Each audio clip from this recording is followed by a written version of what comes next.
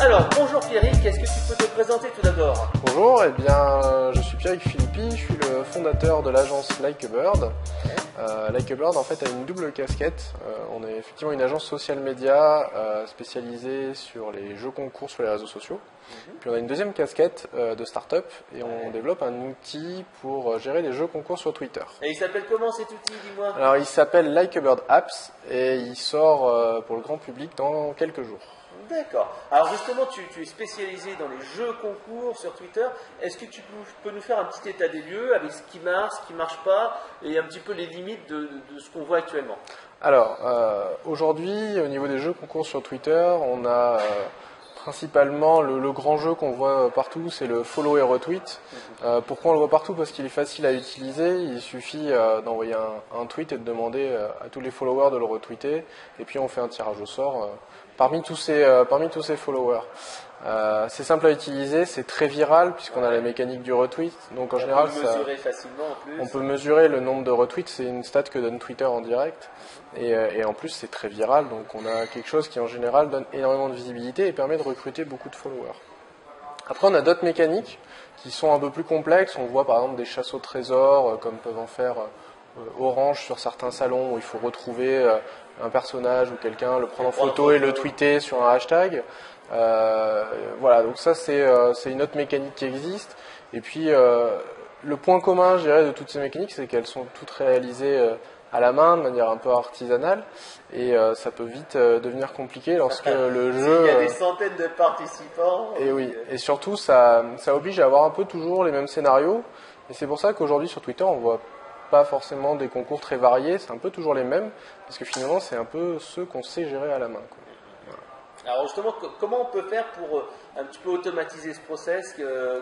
Qu'est-ce que tu préconises en fait? Alors, il y a déjà des étapes intermédiaires avant d'utiliser un outil tout en un, d'utiliser déjà les fonctions natives de Twitter, plus des petits outils qui existent pour aller par exemple faire un tirage au sort aléatoire parmi des gens, parmi des followers ou ce genre de choses. Il y a des petits outils qui existent.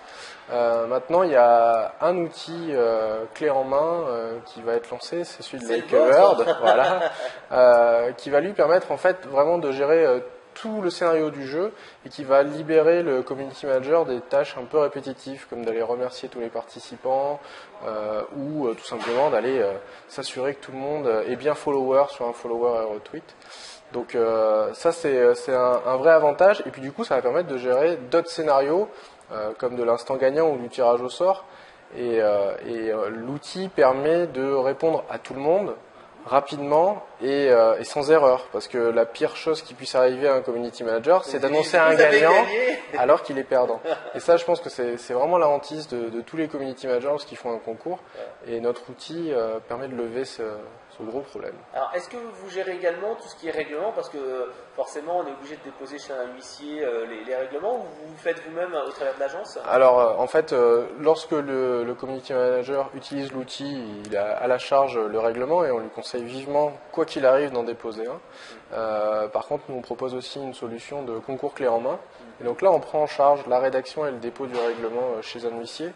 Et on essaie en fait toujours maintenant d'optimiser nos règlements pour éviter l'arrivée on va dire de concouristes pour caricaturer, mais c'est aussi une vraie problématique qu'on voit pas du tout sur Twitter pour l'instant, mais de plus en plus sur Facebook, de gens qui viennent participer uniquement pour avoir le lot et pas forcément pour la marque. Et tu as eu des exemples récemment avec des gens un petit peu comme ça qui ont débarqué et qui ont participé à mort?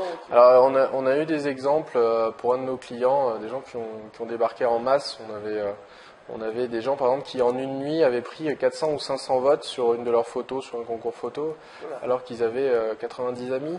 Donc là forcément ça met la puce à l'oreille.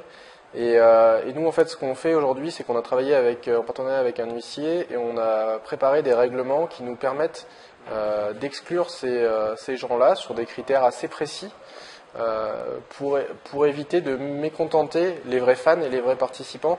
Parce que là, ça peut très vite devenir un bad buzz. Il y a eu l'exemple d'Acer, il n'y a pas si longtemps que ça, qui avait organisé un concours photo et qui s'est fait finalement reprendre par ses vrais fans en disant « mais votre concours, c'est n'importe quoi, on ne viendra plus, on n'est plus fan ».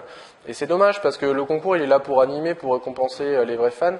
Et c'est dommage quand ça produit Ouais, l'effet complètement inverse. Voilà, c'est ça. Qui fait le mécontentement et qui au final le mécontent de la communauté et c'est mauvais pour l'image de marque. C'est très mauvais pour l'image de marque et puis avec les réseaux sociaux, les bad buzz vont très très vite, trop vite même des fois et du coup c'est un vrai problème pour la notoriété de la marque, très clairement. Okay. Et au niveau de l'agence, qu'est-ce que vous avez fait comme campagne récemment? Vous avez quelques bonnes pratiques ou des campagnes qui ont été relativement efficaces? Alors nous en général, ce qu'on va préconiser sur nos campagnes, c'est d'éviter de faire le même concours par exemple sur différents réseaux sociaux. Parce qu'on part du principe que la communauté de marques sur Facebook regroupe pas forcément les mêmes personnes que celles sur Twitter. Ouais. Et donc il faut adapter les mécaniques, il faut adapter les lots. Il n'y a pas les mêmes aussi possibilités. Alors il n'y a pas les mêmes possibilités en plus, effectivement. Mais c'est surtout pour nous vraiment une problématique de quelle est ma communauté, qu'est-ce qu'elle attend. Et tout bêtement sur Facebook aujourd'hui on a des communautés qui sont beaucoup plus matures. Ouais. Qui sont là depuis plus longtemps, etc. Alors sur Twitter, on a des communautés beaucoup plus récentes. Et donc l'attente des fans n'est pas la même que l'attente des followers. Donc du coup, on adapte. Et ça, c'est vraiment quelque chose qu'on constate. Évitons les campagnes multicanales à outrance, Facebook, Twitter et autres réseaux. Et concentrons-nous plutôt à récompenser et à animer une communauté bien spécifique. On a fait des campagnes, notamment nous, pour un de nos clients qui est la marque PLDM by Palladium.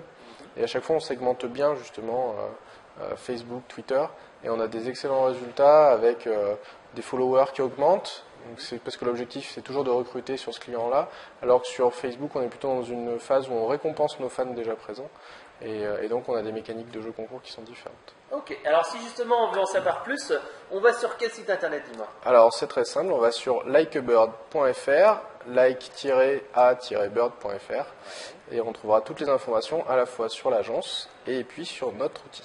Merci. Merci.